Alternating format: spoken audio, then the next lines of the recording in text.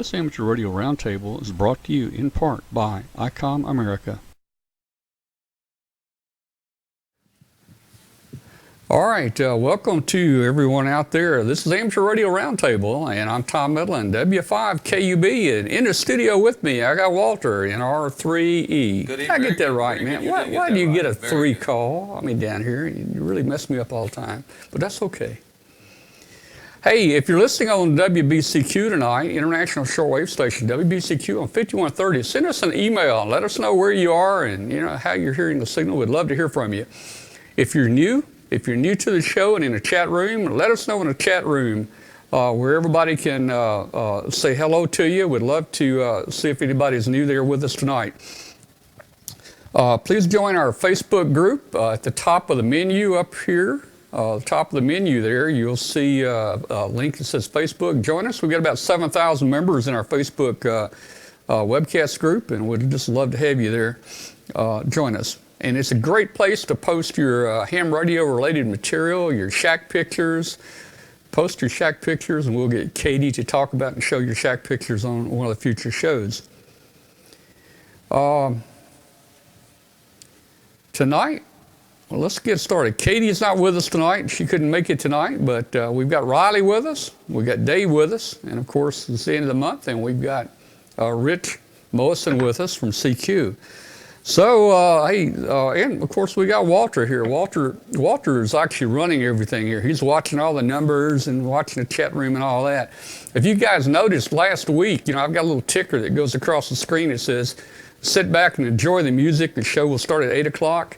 Well, I turned that ticker off about 8:20 last week, so I was by myself last week. So if anything happens this week, it's Walter's fault. Are you gonna talk about your deer hunting? Oh, well, okay. Here you're gonna have to use it. Deer hunting. Well, hey, while you brought it up, let me show you something, guys. Let me show you something just real quick. I think everybody would like to know. All right. Now here's what I normally see here. This is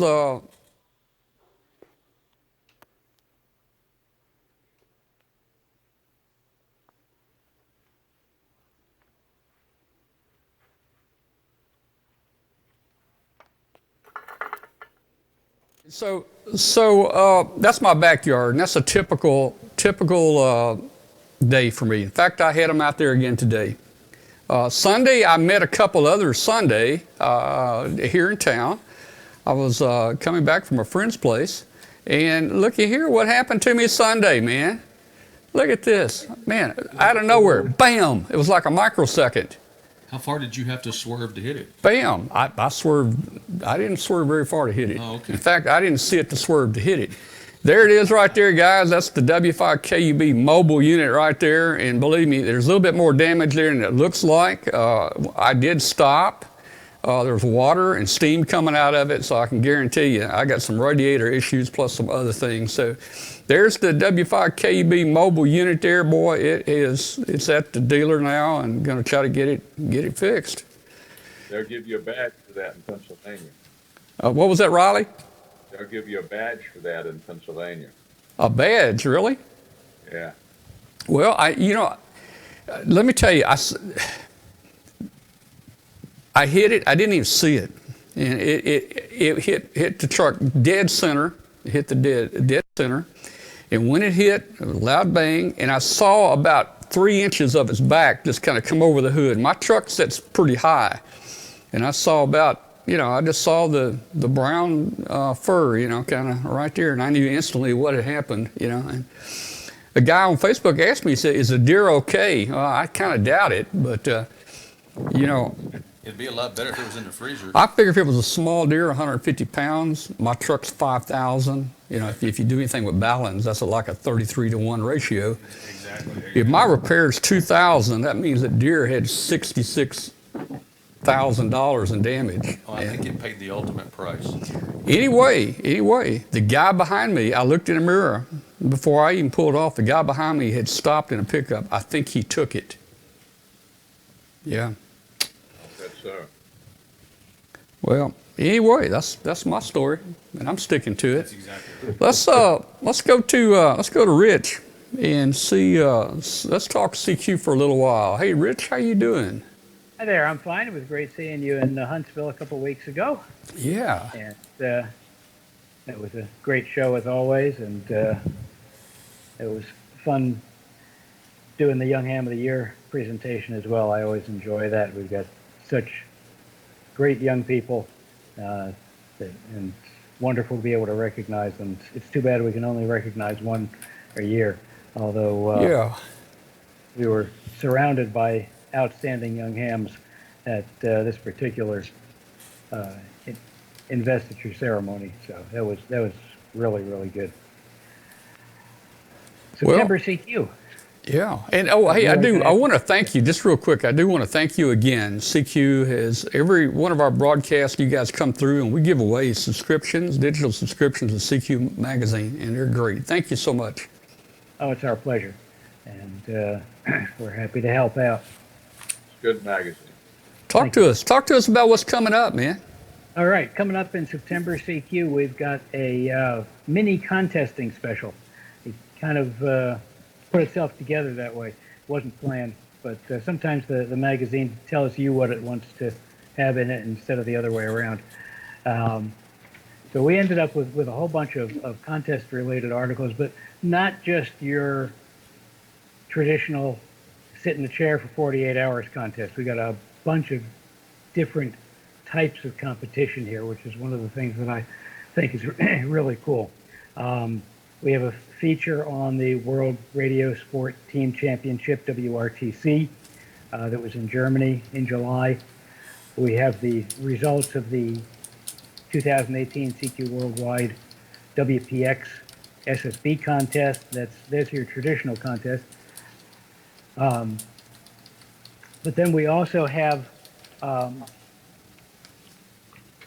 our homing in column on the U.S. Amateur Radio Direction Finding Championships. That's a whole different type of contesting and competition. There's no transmitting involved except by the hidden transmitter that you're trying to track down before other people do. Our learning curve columnist, KO0Z, does an introduction to VHF contesting using FM, which is underappreciated. And of course, our contesting editor, Dave Siddall, K3ZJ, gives us a primer on ways to get ready for the fall contest season. And then K0NM has a feature about how contesting and wanting to get involved in contesting prompted him to relearn CW about 50 years after he first learned it at age 70, and how much he's enjoying it now. So that's the basics of our contesting mini special. Of course, we've got other stuff too. We've got feature on what do you do if nobody's talking on your repeater anymore. We've got a great article on converting your voice repeater to RTTY, radio teletype, and it can be either done permanently or temporarily. So you can share it back and forth and try a different mode. W0RW has a guide on how to operate pedestrian mobile, and that's our cover story for this month. We have a picture of Paul with a backpack radio and antenna on the front cover, operating from the Continental Divide in Colorado, and that's very cool. We also got a brand new column this month. It's going to be a quarterly column starting in September on microcontrollers in amateur radio, and all sorts of different projects and ideas for ways to make use of microcontrollers in various ham projects.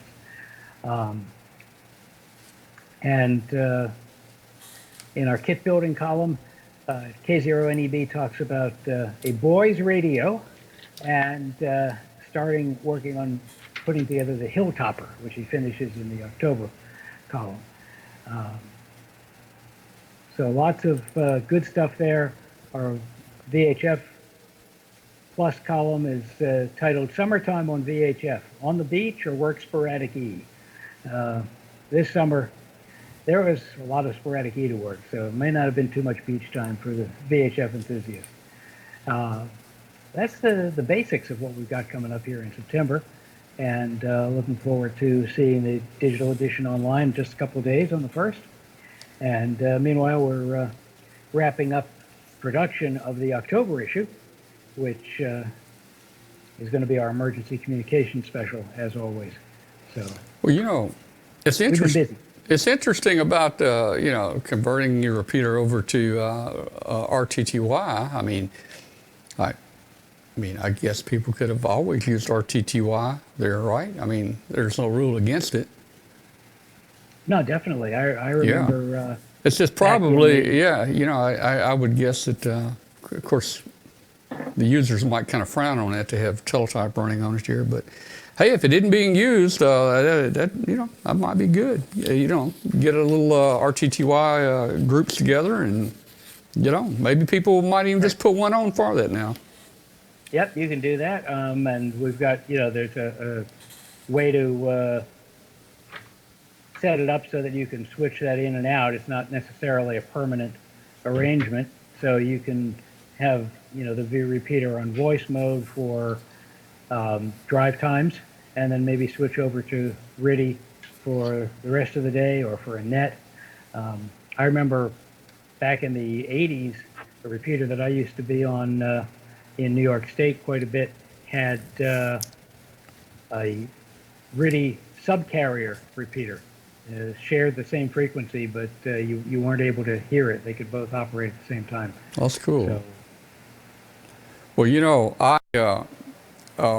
in the Air Force, I was a teletype repairman. I went to school for a year to repair teletypes, Model 28s and 35s, and I had all the old Model 19s and 15s at home, and upgraded to 28s, and then eventually the new plastic ones, the Model 33s, and all that kind of stuff. And then, hey, after I got out of the Air Force, I worked for Western Union. I repaired those things for a year.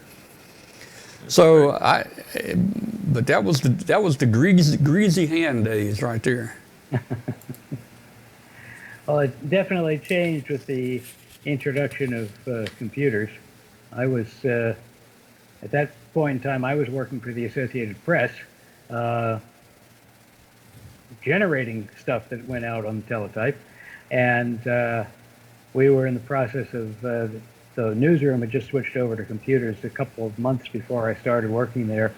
And these less bulky, less noisy teleprinters that were from Nextel, I believe was the name of the company.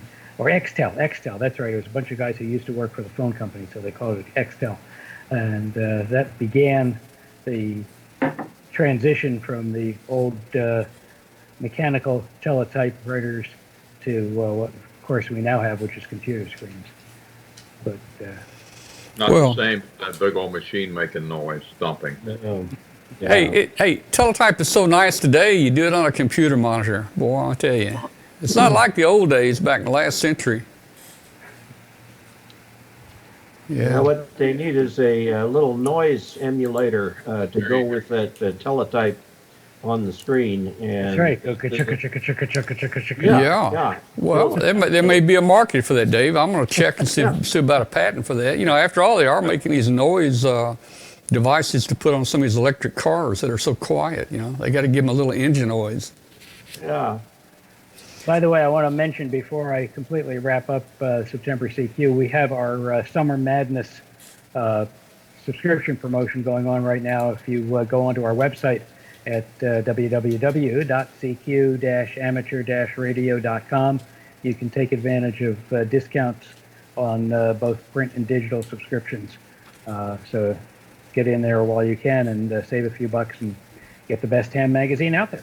All right. Well, hey, I love my magazine. I really appreciate it, Rich. Hey, and Rich, don't go away here, because in a few minutes, Riley has some fun, and I need you to help with it, or I need you to help me with it, maybe. But let's just jump over real quick to Dave. Dave's been kind of quiet. We missed him last week, but he's back with us. Let's see what Dave's doing. Are you going to stick around a few minutes, Rich? Yes. All right, well, cool. Don't go away. Let's jump over to Dave. Dave, what you been up to? Hey, how you doing? I've been making a video this week of a, let's see, it's by Redivus. It's an RT3S DMR radio.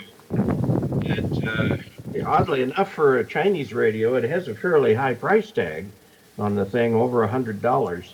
And so far as I can tell, it's well constructed. Everything is there. It works.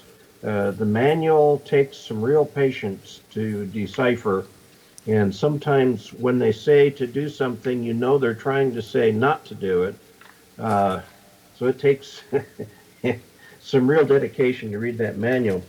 The only other thing that I've got to mention here is that I plan on being at the Duke City Hamfest at the end of September. That's in Albuquerque.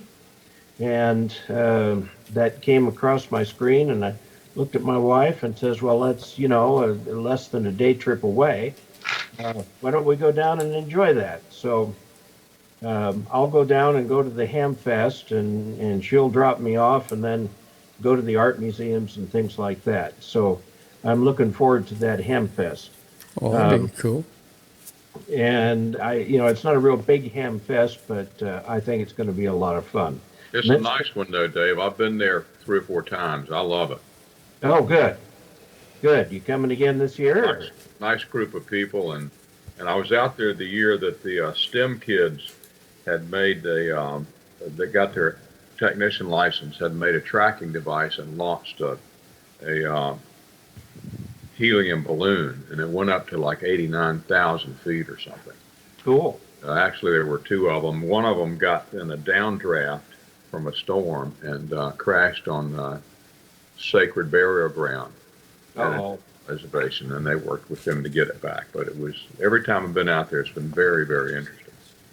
Oh, good. I'm looking forward to it. Some of the programs look great. And so that's what I'm doing, just keeping busy here.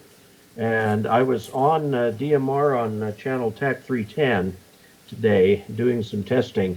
That is a talk group that is nationwide, and a lot of repeaters allow you access to that. Most repeaters are just a head end to connect to the internet for DMR. In fact, you can get little hotspots. I've got one here that bypasses the repeater and puts me straight into the internet.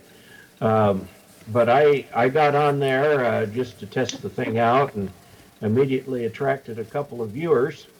So that's kind of fun to actually talk to the people who watch the show. So, back to you there. All right. Well, hey, you didn't check in the net tonight, neither one of you guys. So right now, Walter, put down Riley and put down Dave, 50 demerits each. That's right. And Doug, I listened. I listened. I heard you. I heard you. Did you hear it? Did you hear it, Riley? Yes, I did, but I had such a high noise on there. I decided not to check in. I heard Well, you. I even tried to call you once. I stood by and said that we were listening for you. I don't know if you heard that. I didn't hear that part. I would have called you if I did, Yeah. but it was just really noisy, so I didn't try to check in. Yeah, we had some really, really bad signals, but then again, we had a few that were really, really loud. You know, the guys running 15 or 20 kilowatts, they were coming in real good. Yeah, that makes a good. Yeah. 15 kilowatts is good for a net. Hey, let me do this. I've got to do this. I've got to step back here. Rich, here's a question that came in. Is Rich here yet? There was a question that came in from a viewer. They got their magazine late this month. Is there any issues about magazines going out late? Unfortunately, they did mail late this month, but I'm very glad that he got it, and hope he's enjoying it. I did get mine. I did get mine this past week. So, The guys in the post office could have passed it around and read it. That happens here a lot. yeah. Okay. Well, very good. On to have. All right. So, hey, Dave, are you ready for the contest here? That Riley. I am just as ready as you are. Let me see if I can. Let me see something here. Well, okay. We'll go with this. All right. Well, hey guys, let's get Riley in here. Riley Hollingsworth. He's our main man that knows all the answers to the FCC questions that you might have. But anyway, Riley's got some kind of special thing he's going to do tonight. What are we going to do tonight, Riley? Well, I'm going to ask you about some quotes. Yeah, Rich, I think we're getting some noise from you, I think.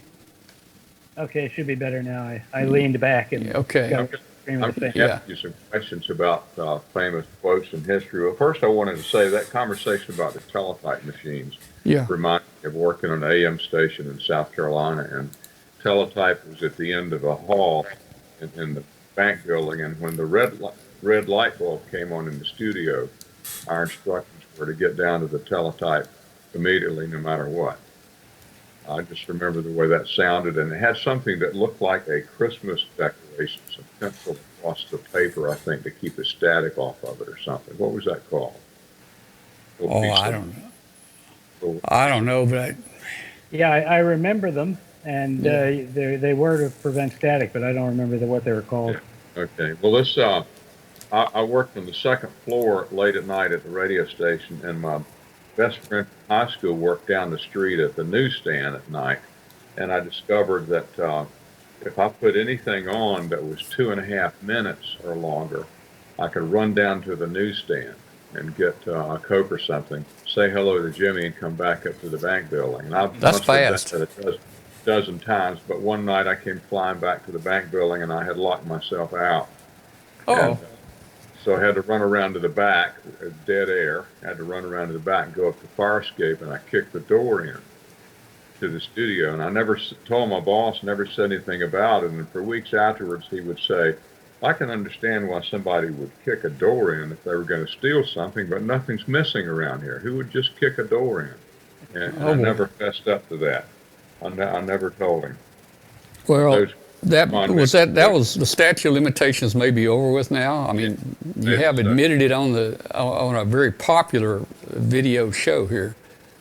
Hey, I wanted to point out something too.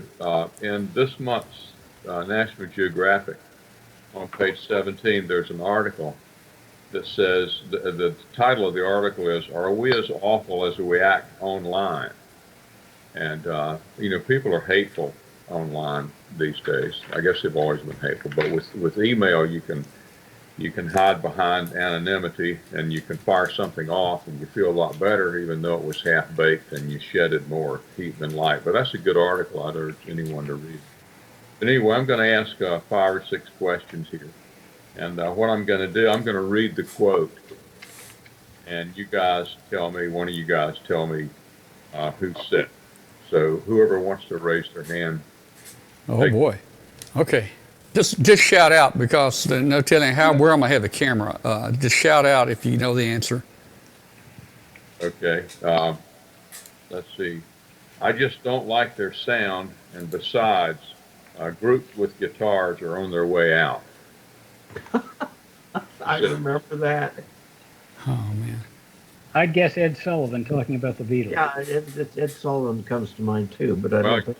you're warm talking about the Beatles, but it was Dick Rowe who was head of Decca Recording Company. Uh, So let me go to number 2. All right. Now, this was a magazine that published this. Computers in the future may weigh less than 1.5 tons. That was in 1949. Which That's a- magazine was that? Thomas Watson. Which magazine was that? Time magazine? And you, Rich? Popular Electronics. You're close. It was Popular Mechanics. Ah. So you're warm. And so I know, I think somebody there knows the answer to this because of what you just said, but number 3 is, I think there's a worldwide market for maybe 5 computers. That was Thomas Watson. Got it. That's right. I thought you might know. Let's see. Got a number 4 here, I think. It should be mentioned for those who don't know that Thomas Watson was the head of IBM at the Yeah. time. Yeah, and I retired from IBM, so.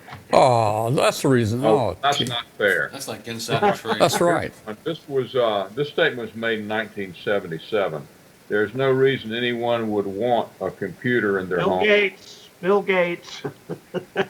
No, no, No.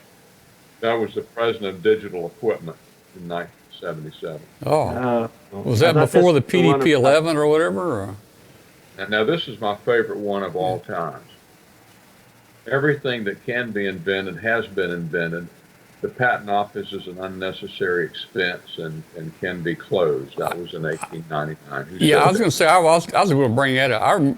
I remember reading that. I think that was, I don't know. I thought that was the patent office that said that, but I'm not sure who it was. It was the chairman of the patent office. Very Yeah. good. Yeah. Really? Everything that can be invented is already invented. I read that. If that would be true for, say, 3 years, you could just make everything static about 3 years, except somebody could invent a steam crab picking machine. That would be handy, I think. And you know what? Hey, let me ask the question. And Dave The machine that can automate that picking. I don't understand it. Dave probably knows this. Dave, who was it? What is it? Bill Gates or somebody said all the memory you'll ever need is like 5 megs or something. Somebody said something like that. Well, Bill Gates said something like, the computers today are 64 kilobytes of memory. We'll give them 10 times that, and they'll never use it all up. Wow. Well, the 1981 quote from Gates was 640K ought to be enough for anybody. Yeah. Yeah. Oh man. Now this one, let's see, I've got that one. Oh yeah, this is a statement that was made. I always thought this was pretty interesting. This guy said, and he worked for a big corporation. If I had really thought about it, I wouldn't have done the experiment because the literature was full of examples that said you can't do that. Man, I don't know. I know. Sounds like an Edison quote of some sort. No, actually, it was Spencer Silver of the 3M company when he was commenting on inventing Post-it notes. Oh, the Post-it notes. Yes, And I that can was do a in business. I mistake. don't know about you guys. Yeah, that was a mistake. He invented a kind of glue. It didn't work out. Right, that's right. He was inventing a glue, and he picked up the paper, and it sort of stuck, but didn't permanently stick. Well, that's it for me, guys. I know that was incredibly fascinating. Well, it was. Yeah, it But I was. want to say it's good to see you guys. I'm going to sign out now. And it's good seeing you all. And I haven't seen you in quite a while. Mr. Moseson, it's good to see you. It's good to see you too. Well, And Raleigh, everyone else. bring us something back if you can make it next week. I'm gonna try to get Martin on here. He bailed out today. He said he had to get up early in the morning. Something came up, so Well, I hope Katie's all right. She. I think she's all right. She's not feeling too good, but I think she'll be okay. Well, living with Yeah. Dwayne, it's got to take a toll. Oh, on that's you. true. That's true. So anyway, good to see you guys. All right. Thanks, Raleigh. Thanks, Thank you. All Good right. night, Riley. Night. All And right. Tom, I think I'm going to follow Riley out the door here. Okay. Well, Dave and I can handle the rest of it, I guess. I know you're sitting out there in the heat. Isn't it like 91 degrees or something there? Something like that. Yeah. Oh, man. Cool down a bit. All right. All right, Rich. Hey, thanks so much for coming on, Rich. All right. My pleasure. See you All all right. next month. All right. Goodbye. Bye-bye. All right. So, Dave, it's me and you. Dave, stand by just a minute. We'll be right back with everybody here in a second. Okay. It's time to get the transceiver that's best suited for your lifestyle. ICOM offers a variety of high-performance and innovative products. See how you can make the most out of contest season with one of these transceivers. The competitive edge you've been looking for is in the IC7851. Raise the bar and hear what others cannot hear with this flagship HF 50 MHz transceiver. It has reciprocal mixing dynamic range, crystal clear local oscillator, spectrum scope, dual receivers, and a digital voice recorder. The IC7610 is the SDR every ham wants, and just in time for contesting season. This high-performance SDR has the ability to pick out the faintest of signals even in the presence of stronger adjacent signals. The new ICOM 7610 is a direct sampling software-defined radio that will change the world's definition of an SDR transceiver. It has direct RF sampling, 110 dB RMDR, an independent dual receiver, and dual digital select. The IC7300 has changed the way entry-level HF is designed. This high-performance, innovative HF transceiver with a compact design will far exceed your expectations. It has RF direct sampling, 15 discrete bandpass filters, a large 4.3-inch color touchscreen, real-time spectrum scope, and an SD memory card slot. Visit icomamerica.com/amateur for more information on ICOM radios. All right, guys, we're back. Hey, I want to show you something I just got in the mail, or FedEx delivered to me, if I can find the right mouse here. You know, Walter and I built a azimuth elevation stand I'm going to get back in satellite. You know, I was deep into satellite years ago and worked the space station many, many times. That's where I met Doug Wheelock and worked a lot of satellites, but I'm gonna put back up my azimuth elevation antennas, and Walter and I just built a mount. We're gonna put it out. I got a little flat roof out there. And this came in, Richard sent it to me. This is some of that new messy, am I saying it right? MESSI, I think, messy cable from Italy. And I got to meet Stefano from Italy, and we had him on a show here a while back, and he sent me some runs of this cable. This is their Super Flex. This is real flexible. It's kind of like your LMR 400. But it's a little bit less loss, and also it's real flexible. So we're going to be running this out there to our 440 and our 2-meter antenna systems for satellite. We're going to get back on satellite here real soon. I've got to run 2 rotor cables and 2 coax cables out there. What are connectors that are on that? Are those end connectors? No, these are just PL259s. That's kind of what I kind of use around here. They're very nice looking, and this cable is really, really good looking. Flexible, half the size of an LMR 400. Yeah, it's a nice looking cable they've got on the. I mean, nice connector they've got on the end there. Let's see if I can. Oh, okay. Get it on there. They're not the end connectors. Of course, end might be best for something like that, but I've never had any issues using those cables and those connectors. So, you know, you're going to talk a little about DMR. Walter, you just. Here, take it, Mike. You got your DMR radio this year, didn't you? I did. I got one a few months ago.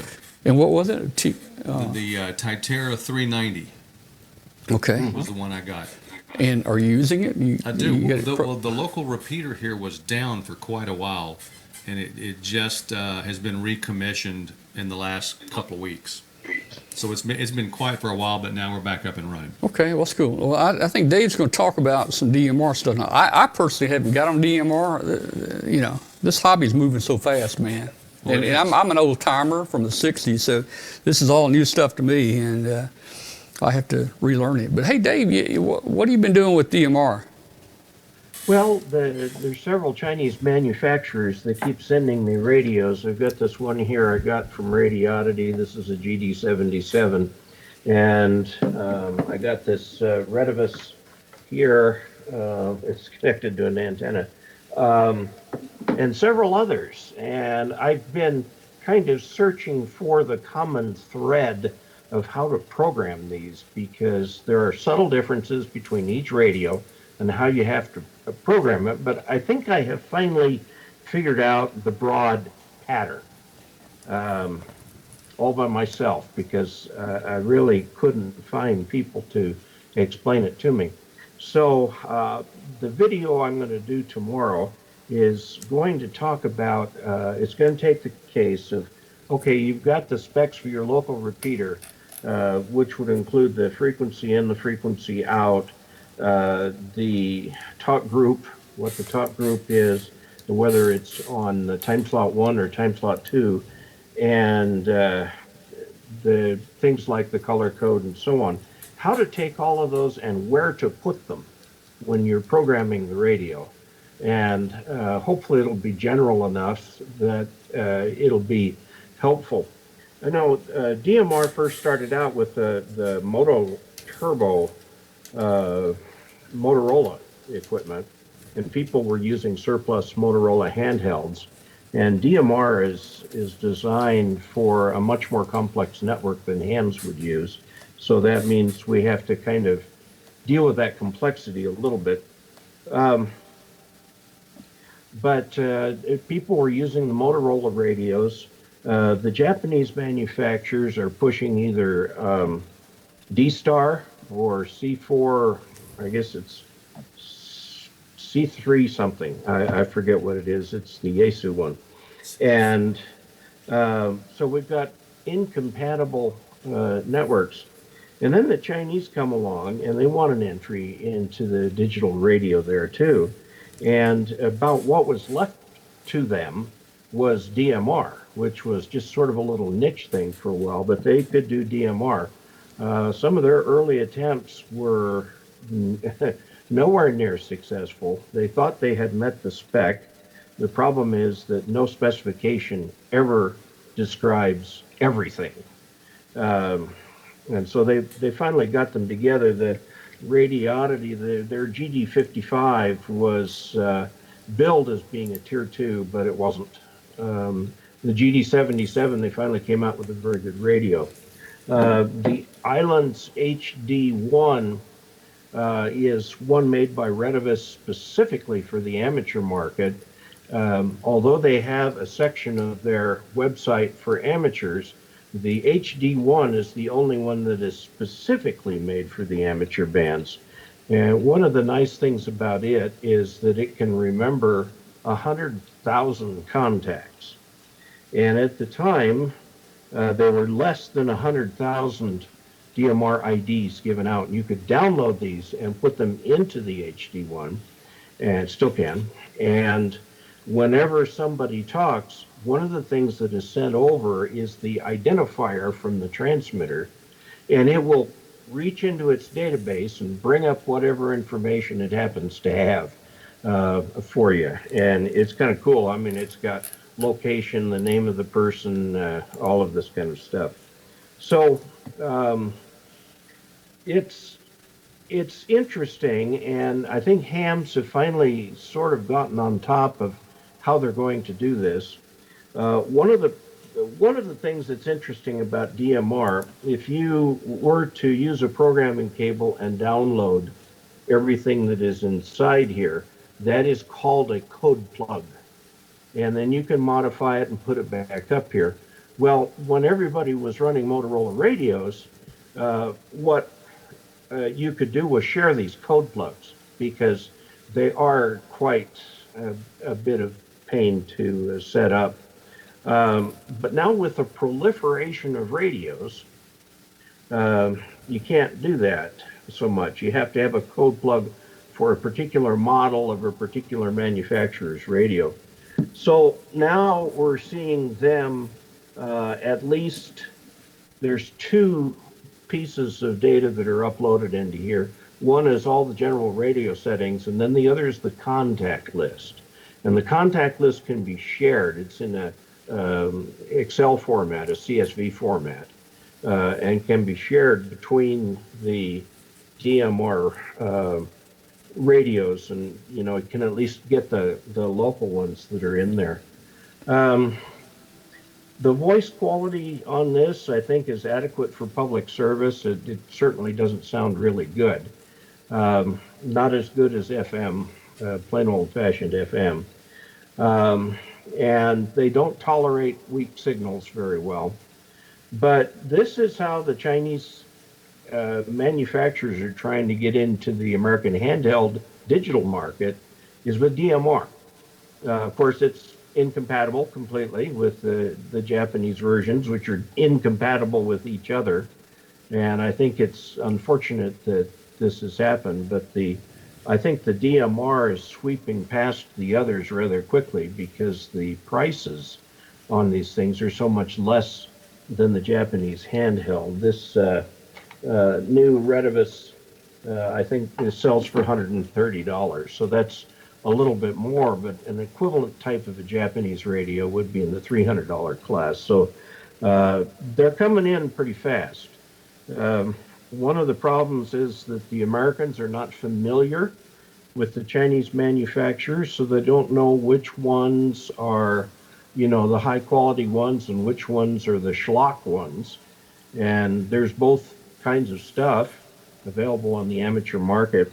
I try to steer new techs to DMR, because one of the nice things about talk groups like TAC 310 is that it's nationwide. And so there's almost always somebody there. And if you're not hearing anything and put your call out, there's a very good chance that you'll be able to get a conversation going. There are many, many, many different talk groups that cover the world. The big network now is called the Brandmeister Network.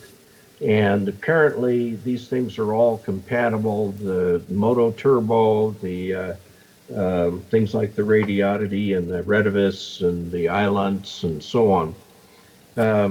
And it's kind of fun. I got on today, I have a 10-element Yagi for 440 megahertz. It's only about this long. It's not very big, about this tall. And got it pointed up at Grand Junction, where we have a repeater up there about 80 miles away.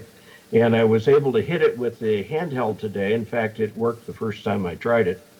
And when I announced my call sign on there, I got some viewers from my videos to come back pretty quickly. That was kind of fun. It's always nice to talk to the viewers and get their viewpoint. So DMR is something I'm just trying to figure out.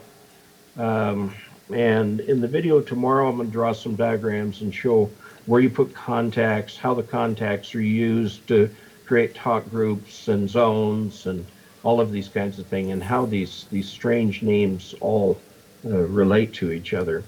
I have not been in a position to do that video before because I didn't know how it all works. So I think I'm getting better. And I have a feeling if I make a mistake, I'll probably have a bunch of people with comments in YouTube saying, no, Dave, that's not right. So it may take a try or two. So that's what I've been working on with DMR. I think it's, we're seeing more and more of this digital stuff, and it will solve the problem of the, local repeater that has no activity on it, which just frustrates new hams to no end.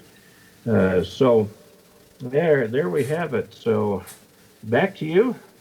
All right. Well, I'm going to have to get into DMR, I guess. I'll bring mine down here, you can play with it. I played with D-Star a little bit, and it was a little difficult on the radio to go to different reflectors and stuff. They're called reflectors on D-Star. I don't know what they're called on DMR. But anyway. No, I had somebody else program it. But I ended up, I bought a little dongle. It was a little D-Star type dongle. You just put it on your computer and hook a mic to it, and it made operating D-Star really easy there. I could dial up any on a computer screen, dial up any D-Star anywhere in the world and talk to people. It's kind of neat. So I don't know.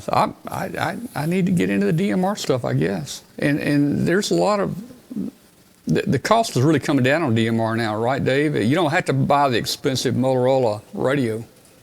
Oh, the Motorola's even used are in the like $500, $600 range. Yeah. And then you have to pay for their programming software, which is another $300 or so. Oh yeah, that's terrible. The Chinese manufacturers all give it away for free. One of the problems with the Chinese manufacturers that drives me nuts is they've got a separate programming software for every model of radio.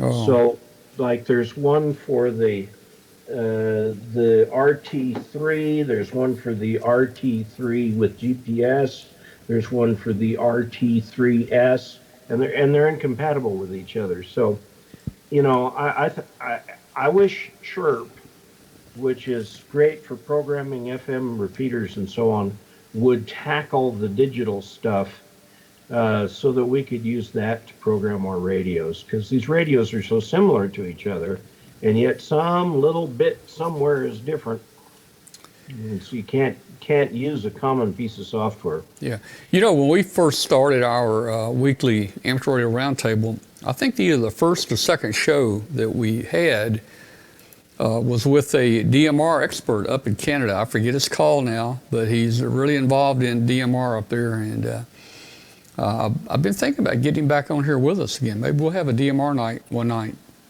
Yeah, we should do that. Hey, let's do this. I'm going to put the phone lines on there. And, people might want to call in and say hi to you, Dave, or me, or Martin, or, Walter. So I'm gonna open the phone lines up. And, you talked about the Motorola so expensive. Back in the 1972 or something, when I started getting into 2 meters back then, there wasn't too many 2 meter handy talkies out there.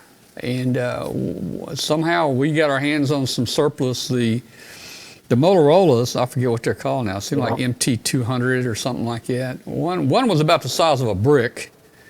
And I think that was a 200. And of course, you had to put crystals in it. And we had somebody here that could open the thing up, and it was small inside, and you could easily make a mistake. But we'd crystal it up, and it would have 2 channels and a Motorola handy talkie for 2 meters.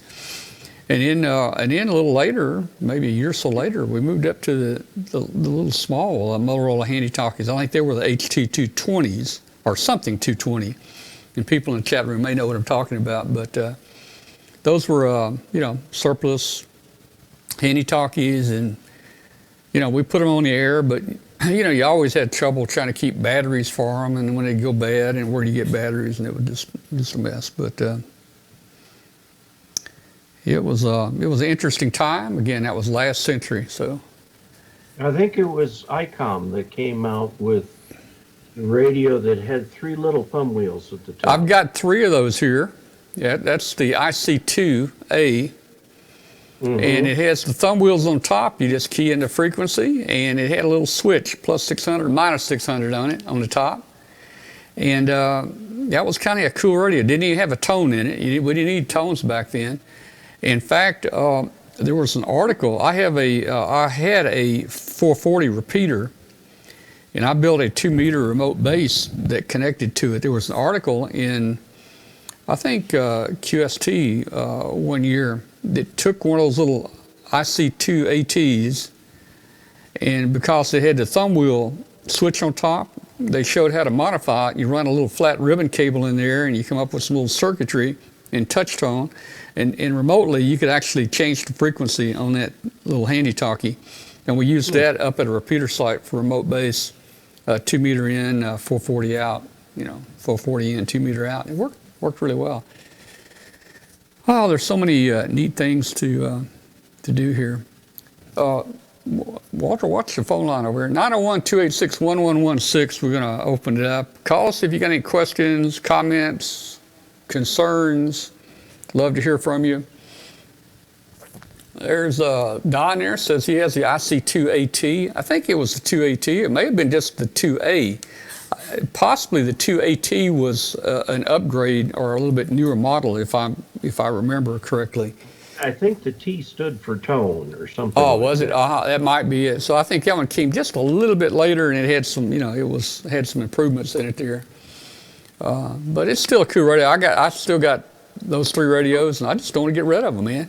They were solid as a rock. Yeah, they were solid, and man, it's so simple to operate. And I tell you, Dave, right now, if I have to change the frequency on a mobile rig, I have to get the book out. I'll have to pull over into a park somewhere and try to figure it out. And same thing with handy talkies. I typically don't even do UHF hardly anymore.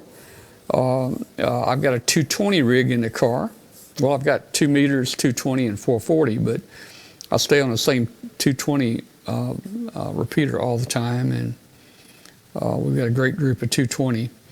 It's that band is not used in a lot of cities, and that would be a cool if your 2 meters are getting full like they did in Memphis. There wasn't any frequencies left. 220 is a great band to put a repeater on.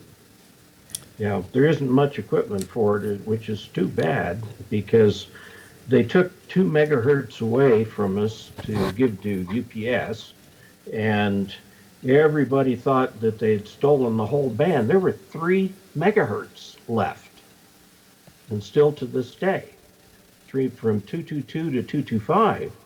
There's plenty of room up there for repeaters. Yeah.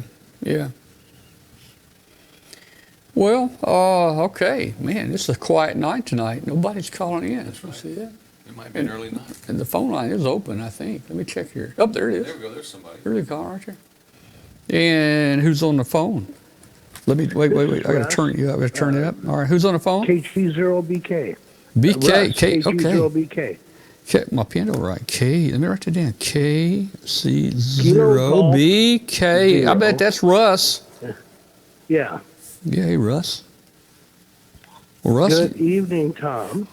you've been around a long time, Russ. What's your experience? Hey, you operate any DMR, Russ? Well, my son has done, oh wow, D-Star, DMR, Wires X, missing one here somewhere. And he put on a little video. He's got 50, 60 followers on YouTube. But I ended up with, I had a Yaesu radio here, so I ended up with Wires X and bought the Wires X control panel, or the control. But everything's so like, but they're different. What I've been playing, can I go over to HF for a minute on a digital thing that I have just been playing with? That Sure. Nobody knows about? Yeah. Okay. I didn't want to take away the DMR or the 2-meter or 440 thing, but I just found and got into a group. It's everybody knows what FT8 is. That thing you can't even hardly get on the band on FT8. Right. But this is FT8 call. CALL. FT8 call. And it's the same as FT8, works the same way, except you can transmit, I believe it's 23 characters at a time. So you can have a short QSO, like say, my antenna is dipole, 40-meter dipole or something. The other, where are you from? And the other guy can type back. After 23 characters, it transmits the 15 seconds like it normally does. And after it gets done with 23 characters, if its time's up, it transmits those 23 characters. And then you transmit again after your minute or second and a half timeout, it transmits again the next 23 characters. So it ends up, if you were going to convert that to, let's say, CW, around 13 and a half to 15 words a minute. So it's not a QSO type thing, but it's a real quick, an FT8 with, you can have actually talk to somebody. And it's just new coming out. In fact, it's so new, it's really going to be hard to find on the internet even right now. You'll find it's very find the program.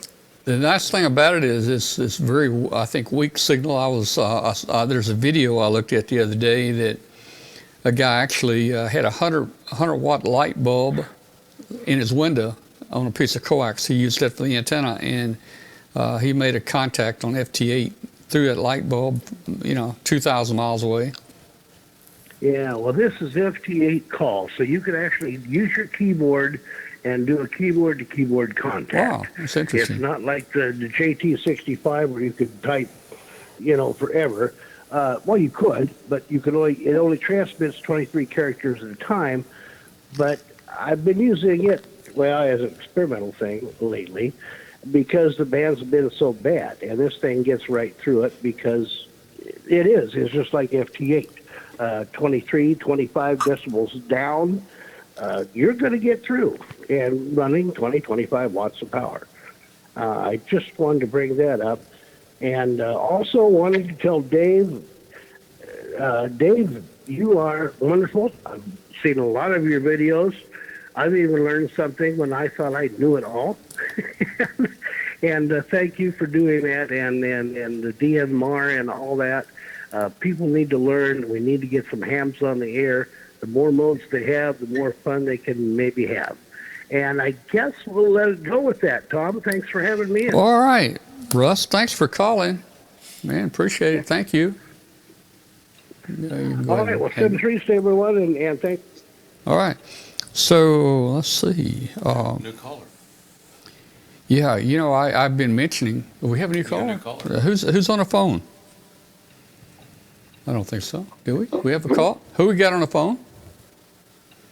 Hello? Hello. All right, we'll just hang them up. Okay. I've got to get back in the digital side. Walter and I both want to learn and work some digital stuff. And as I mentioned earlier, I want to do some EME. And it's possible now to make an Earth, Moon, Earth contact now with relatively low power, 200 watts on 2 meters, and maybe a 13 element Yagi. Now, when you do that, you've just about got to work a big gun station on the other end, but that still allows you to make a contact. 2 small stations like that aren't going to actually make a contact between each other, and even at that, we'll be using something like JT65. I think it's JT65B. And I think, if I saw somewhere, one of the new JT65s has an echo or something in here where you can actually maybe watch your signal hit the moon and bounce off. Who we got on? Yeah, who we have on the telephone? Hello. Hey, this is Jerry, W5BFF.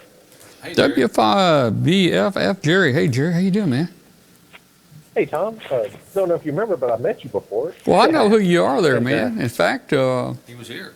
you were here. You were in the studio here a couple weeks ago. I was sitting in a waltz seat. That's there. right. You were. But yeah, I recently got into DMR. Actually, my youngest, you may remember young Tom, who was on Yep. your show. Kyle? He traded a Kenwood mobile radio at Hamcom for one of those TYT DMR radios. So when we went up to St. Louis, we went ahead and started playing with a hotspot that Emmett had. Yeah. He actually spent it home with us, and I ended up buying a DMR radio and started doing a lot of research on it because there is a DMR radio on, or actually it's a Moto Turbo radio, one of the Motorola's on MCOM 1, for interoperability and all that stuff. So I started just tooling around with an SDR down here and found that our local school, their bus communications are all on Moto Turbo. So I got a hold of the CPS and poked around in one of their radios. And anyway, it's been real interesting. Played with the hotspot, and I've got where we could do simplex digital from my radio to Kyle Wayne's radio. And you plug in contacts, and whenever he keys up, all of his information pops up. It's just really neat system. Well, out of all this talk tonight about DMR, I guess now, Walter, I need to order me a DMR radio. I mean, like I need something else to do, man. But let me ask you guys something, and here's where I don't know enough about it. I don't know that I want a DMR handy talkie. I mean, they make a mobile rig, don't they, DMR? Do they make a mobile rig? Yeah, but by and large, most DMR is 440. Well, I'm looking for something I could put in a shack here, not necessarily a handy talkie, but something like a mobile rig mounted with a power supply. That's what I'm. But if you get a dual band, yeah, there's some 2 meter. Dave here, you've got a hold. I'm not sure this one's working. What? Let's see if it's working. Test. Is Yeah, mic working? It's working. Dave would probably know better than this, but what percentage of 2 meter is DMR? My understanding is that the UHF side is where the vast majority of the action occurs. Currently, that is true, but the Chinese manufacturers are coming out with dual band radios, so you can do DMR on 2 meters. TYT? Yeah, the TYT, the Radioddity runs on 2 bands, the Redivis runs on 2 bands, the Islands HD1. I have an Anytone that runs on 2 bands. I think there's someone, I thought I saw a thing on QRZ, an article that said that someone now has come out with a 3 band, 2 meter, 220, 440 for DMR. Could be, I haven't seen it yet. Yeah, now I've got a 991. Somebody asked, don't I have a 991A? I've got a 991A, but that's fusion. That's not DMR, right? Right. Correct. I mean, that's different. So anyway, okay.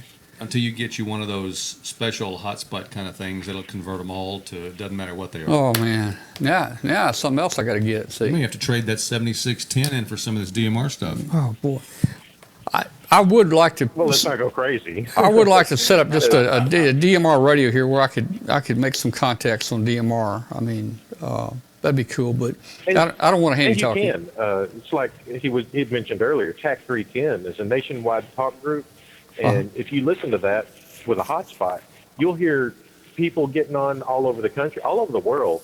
And they get on there, and most of what the conversations revolve around is their DMR setup, kind of like HF. But, you move off to other talk groups. I talk to, I'm up here in Atlanta, Texas, just south of Texarkana, and I frequently get on the DMR repeater down in Crockett. Not that we have to use their repeater, but that's just where our common meeting talk group is. And he's down in Houston, 5.5 hours away, and we'll have a QSO.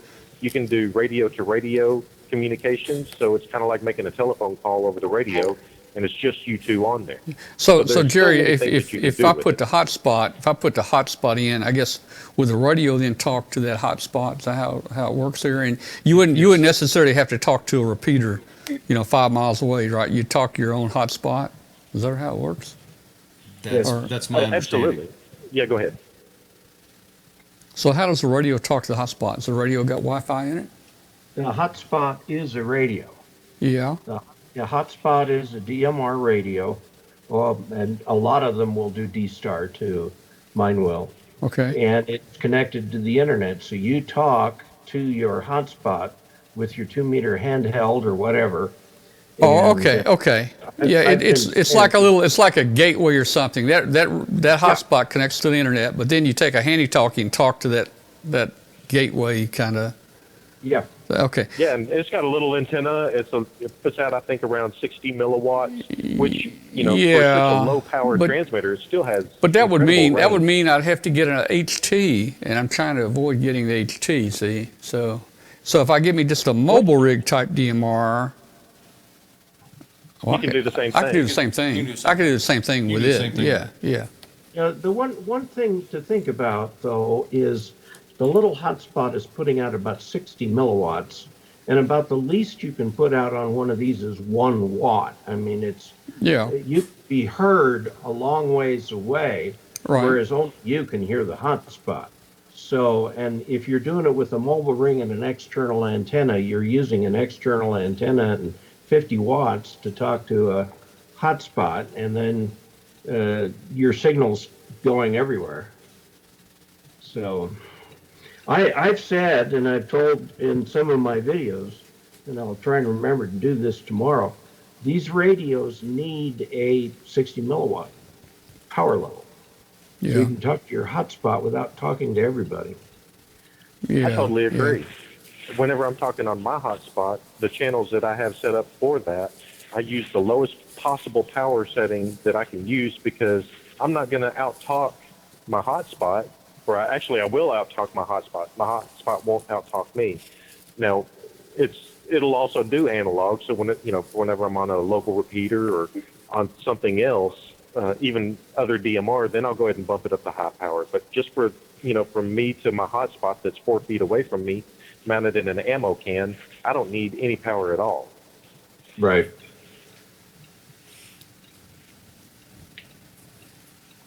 Interesting. Okay. Which I ought to take pictures of my little setup, because I went and got me a little deer feeder battery, and I mounted it into this ammo can and drilled a hole and stuck that little rubber ducky external antenna in it. So, you plug your cell hotspot right phone or there. a hotspot into Yeah. it, and it's all of a sudden a mobile hotspot.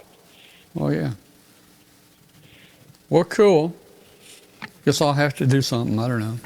Let me get my satellite stuff on first, and then learn how to do all the digital stuff, and then make some EME, and then we'll do some hotspots. And, I got another project I'm working on right now, guys. I've got when I moved to this house here, I had a UPS system. In fact, I had several UPS systems that we just basically trashed from work. The batteries were bad, and they were going to throw them out. But anyway, got a like an APC 1500. I saw some people talking about some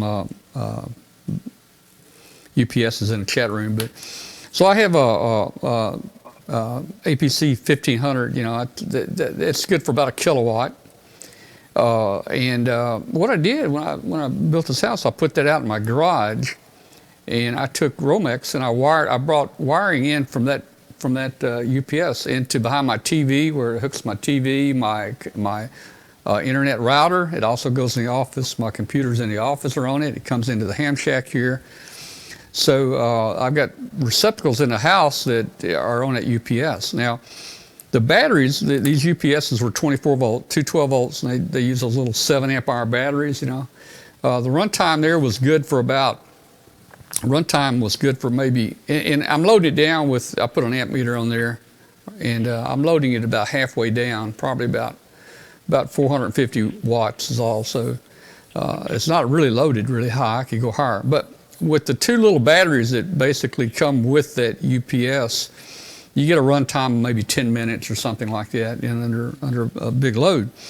So what I did, I just extended the wires outside the UPS out there in the garage, and I took those little 7 amp hour batteries off, and FedEx was getting rid of some UPS batteries. They were 100 pounds each, you know, 100 pounds each. So two of those in series gives you my 24 volts, and so I got 200 pounds of batteries versus what 10 pounds of batteries. So that would run me quite a while out there. It would run me a long time, hours. And my UPS battery actually went bad a while back. So batteries are expensive. I can't get any more of those. But I have a friend here in Memphis that has a battery place, and I just picked up this week. I just picked up 4 6-volt golf cart batteries. They're 360 amp hour each. So I'm going from I went from about 10 pounds of batteries to I went to about 200 pounds, and now I'm going to 400 pounds of batteries right now, because each one of these batteries is about 96 pounds each. What do you got there, Dave? Is that? That's my battery box. Uh-huh. Got 4 of those big 6-volt batteries in it. Well, I just built me a box. I'm gonna put it outside because it's lead acid, and I just didn't want, as they charged, I didn't want the odor in the house, Yeah, well, Just make these sure you are cover them. not flooded. They're sealed batteries. Oh, okay. Well, I'm going to give these a try. They should work. The only thing is the UPS system is not going to, I think the UPS system might charge them, but it might take like 20 days to get a charge, So in the meantime, he also gave me a 25 amp, 24 volt golf cart charger for those batteries. So I can charge them up pretty fast. Now, here's my question, Dave. And we're both electrical engineers, but here's my question to you. So I got a UPS, and I've got 24 volts of batteries out on the outside there hooked to it. What would happen, if anything, if I put that battery charger in parallel across the lines? Would that in some way harm my UPS? I would not think it would, because it's just potential, 24 volts. I mean, Yeah. I would think it would be safe. Well, I agree with you, because when you're dealing with the batteries themselves will act as a buffer to keep the voltage swings from, getting any AC or hum or anything like that in there. So you should be okay. I charge mine with a solar panel that's outside, and it's just out laying on the deck. When it gets on into winter, I'll connect it back up to where it's leaning down a little bit. But it can put in 10 amps to the... In fact, I've thought of that too, Dave. I've got a big solar panel, like you see these big solar places on the side of the highways where they have these big farms. Yeah. I've got one of those panels. I think it puts out something like 27 or 28 volts at 9 amps or something. It's like, it's a 270 watt panel. There are controllers out there. Yeah. Built for those, and they can take that current and they'll charge your 24 volt system very, very nicely and keep it charged up. Yeah, and you I've can got get one of those controllers for like 120 bucks. I've got a couple controllers here, and they're automatic. They sense whether it's 12 volt or 24 volts or whatever. Yeah. So I'm thinking I could put this 25 amp charger across my plus and minus lines coming in from the battery, and it should not hurt my UPS. That's right. When those batteries run down, that UPS is going to try to put a little charge in. I don't think that UPS puts out more than about 3 or 4 amps. So I would kick in this 25 amp charger, and that would greatly increase the speed time to get those batteries back up. Yeah, all that the UPS is going to see is the battery voltage. Right. So I think I'll be safe there. Yeah. You know, make sure that you don't overcharge because you can. Well, it's a smart charger.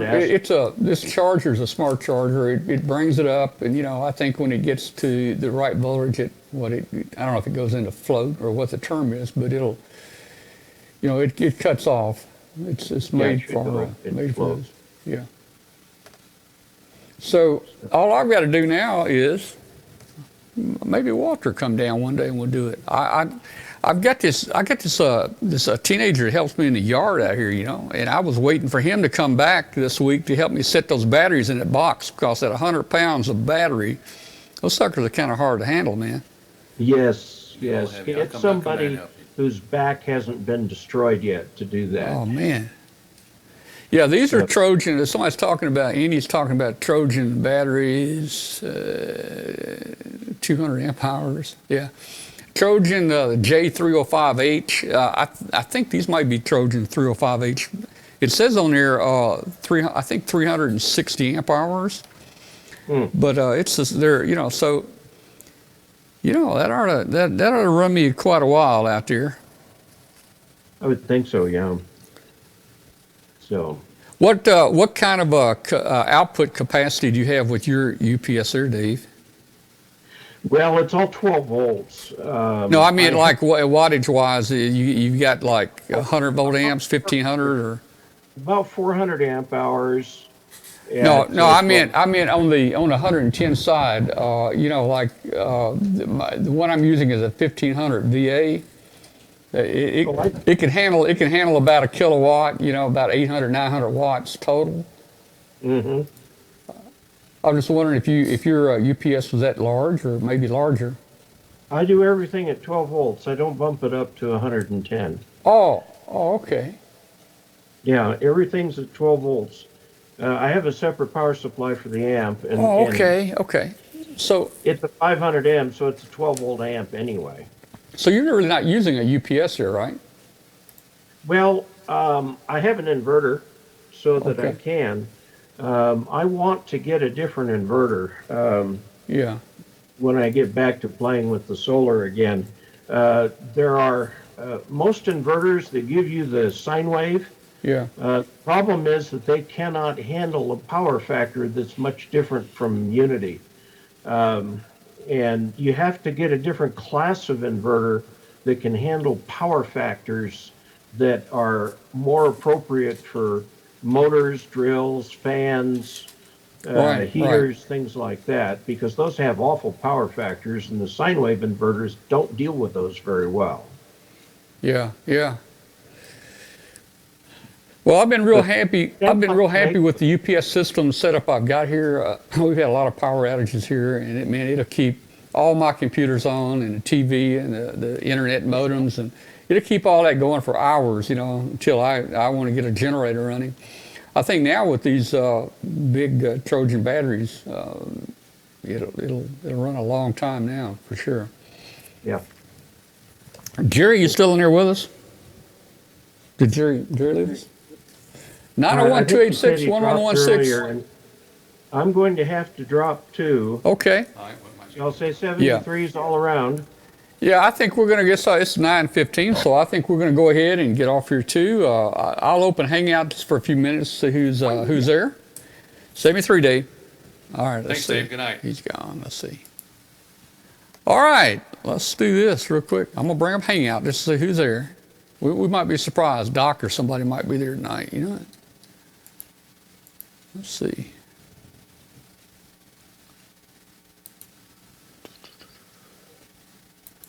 Boy, I tell you, I'm a little worried about next week, guys. Microsoft is making everybody change to the new Skype next week, and I'm sure we're going to have some compatibility issues. So we'll see how it does, man. Quit Skype.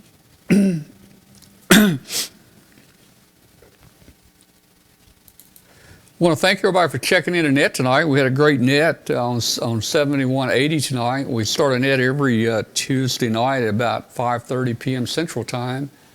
And we go to close to 7 o'clock. We had quite a few tonight check in. Let's see who we got here. Let's see. Oh, we got Teresa in there. Hey, look at that. There's Jordan, man. Look at there, Jordan. Hey, I see you there, Jordan. Well, we got Jordan and Teresa. This is my Huntsville folks here, and that's about the only time we get together when we go to Huntsville. Pretty much. Yeah, let me see if I can bring you guys us all into the same picture here. Let's see what this does. Yeah, that'll work. Let's see. He's breathing a little easier right now. Yeah, he is. Yes. What's amazing what happens for him when he's not having to run back and forth, you know? Yeah. Well, I'll tell you. Well, I sure thought I was going to win a prize this year. You got some prizes. New prize monkey. Yeah, no. we need to get a new prize monkey, man. Yeah. Yeah, he would run. He'd run down to that barrel. He'd pull a ticket or two and run back up. You know. Apparently, you didn't put enough in there. Yeah, there's Back and forth. There's a lot of Back and tickets forth. in Back there. and forth. Yeah, a lot of tickets there. So I heard you're wanting to get a DMR radio? I don't know. Hey, everybody talked me into it tonight, man. You know, maybe I already get one. I've had mine for about a year, and I love it. When I get on it, I have a handheld that's in my car, and I leave it there. Yeah. Well, I don't want a handheld. You know. Yeah. I've got it set up on an external antenna, so it works. Yeah. It works well, and I'm always on Talk Group 3100. Yeah. I wouldn't know how to change the talk groups while I'm driving. I'd have to pull over in a parking lot somewhere. Mine's got a little thing on the top. It'll load up about 12 of them. Oh yeah. And you can Yep. click, click, Yep. click. It's just a matter But do you of- know which ones they are? I mean, if you Well, go I click, mean, click. I do now by yeah. feel. I know which ones they are, what the ones I normally listen to. Yeah.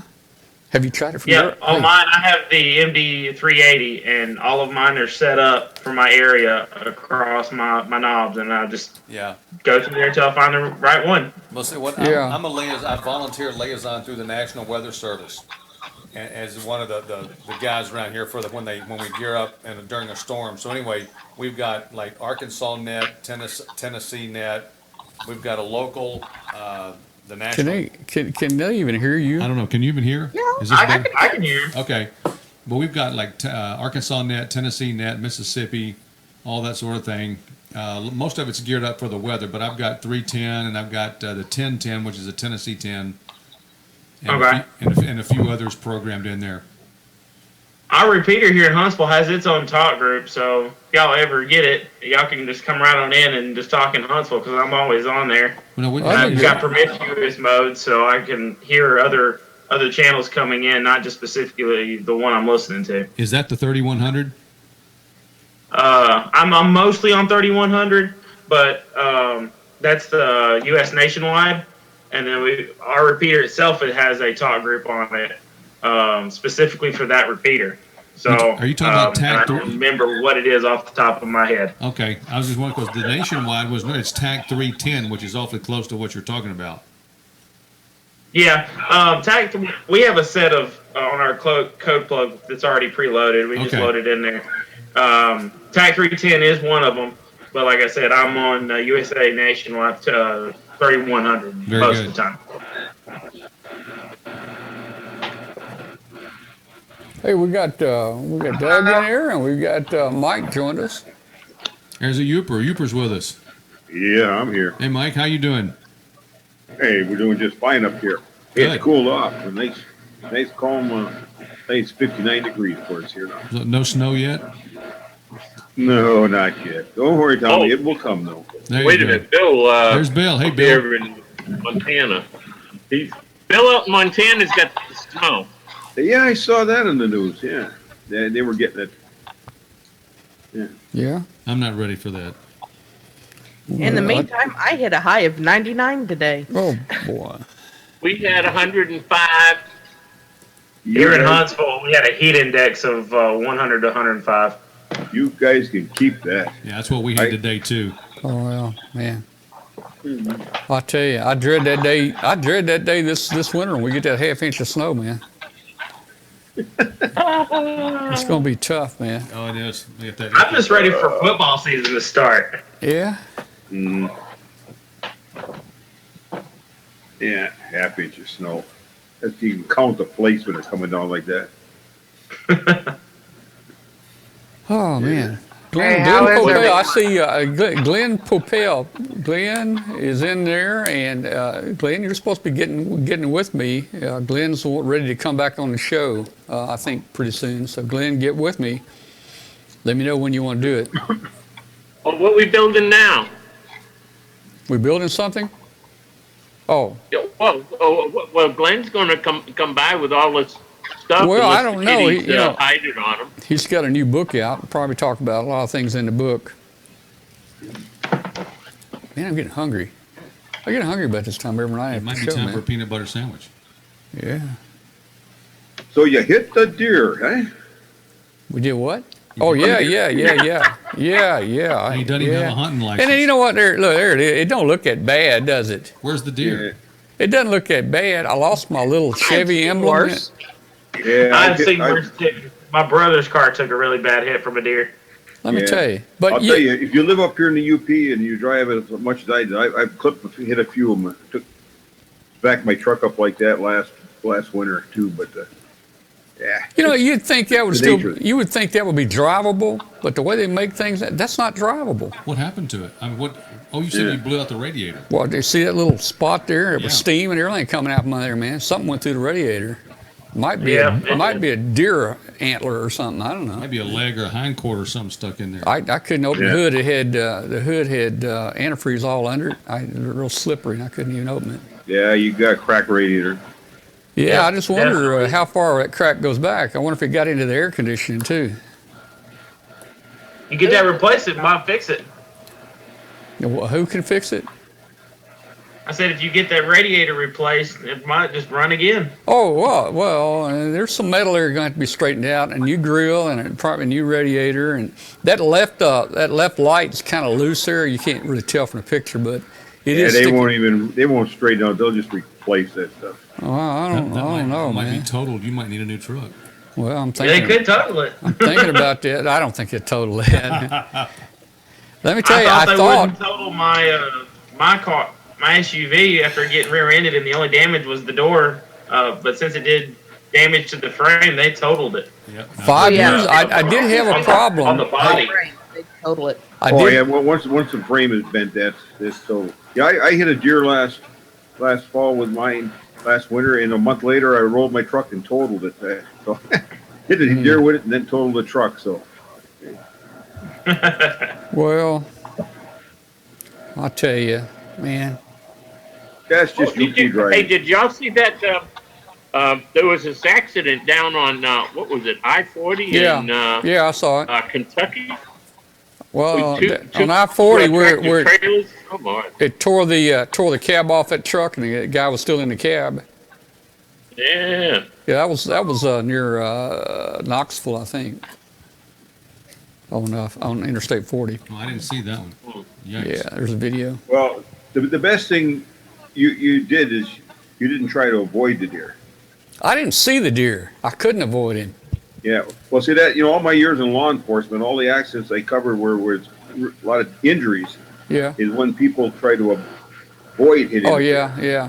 Oh yeah. We always tell people just slow down. In your case, you couldn't do it. In my case, I hit mine. I just don't come over a hill and there it was. But when a deer comes out, just brake slow and straight line, hit the deer. all the time I see the injuries is when they go to avoid the deer, to miss it, and that's when you wind up in the ditch hitting the trees and the rocks. Oh yeah, I guess that'd be bad. Yeah. Well, I didn't even. I saw about 3 or 4 inches of this deer. I saw my truck at Silverado sets pretty high, and when it hit, I just saw about 3 inches of brown fur above the hood. You know, and that's all I saw. I didn't see its head. Didn't see nothing. It may have been Bigfoot. I don't know what I hit. Tom the deer slayer. Yeah. But obviously, whatever it was good eating because the guy behind me, he immediately stopped. Well, I used to when I was on patrol, somebody would get a deer, and it was laying on the side of the road. The driver that hit the deer at first choice, I always said, "You want it? It's yours." Yeah. I have the paperwork to sign off the DNR Yeah. stuff for it. They didn't want to it. I always hoped that, somebody else would pull up, and they say, "Oh, that guy don't want that deer." I said, "Here's the slip. Pick it up." Well, you know, down here, the police won't even, they don't even write a report. In fact, I called the cops out there and he said, you know, do you want me to write one? He says, we don't write them if you hit an animal. You know, if you write one, it might go on your record, your driving record. You know, if you don't write one, and you know, it's not going to be on the record. So I don't know. Wow. Is your insurance going to take care of it? I called them today. Yeah, they're pretty nice, man. It's going to cost me $100. That's not bad. No. Could be worse. That's not bad. Yeah. Yeah. I don't. We gotta watch out for up here, Renron, if you don't want to hit one of our moose up here. Yeah, it might be bad. Oh no, that's bad. Or a bear. Yeah. How's everyone doing? Well, everybody doing good? Doing good. How are you? Besides having to reschedule my surgery, I'm all right. Oh, that's right. How's your shoulder, man? Your arm here.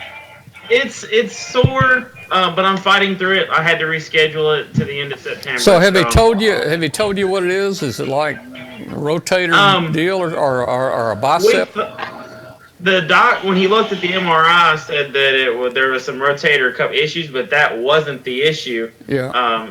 The muscles across the top of the shoulder had excessive use, and it just keep going, and without any treatment, it's just gotten worse. And now I've got to watch what I do, or it'll start hurting really good. You know, I just thought of something. It just registered. Let me tell you something.